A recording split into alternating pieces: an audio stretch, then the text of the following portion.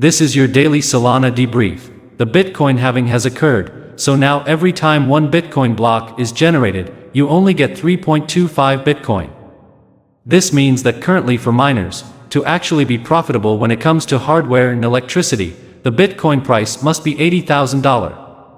If it doesn't start to hit to $80,000, then those that are still mining, they'll actually be mining at an underwater rate. In other words, it would be better to turn off the miners, and just buy Bitcoin. Yesterday, Jup announced a meta acceleration strategy.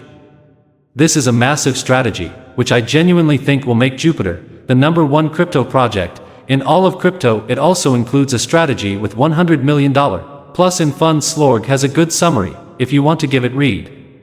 And also stay tuned to Parcel, they're going to do a lot, more than just real estate. Jay points out that just by using grass, you can make up around $450 a month.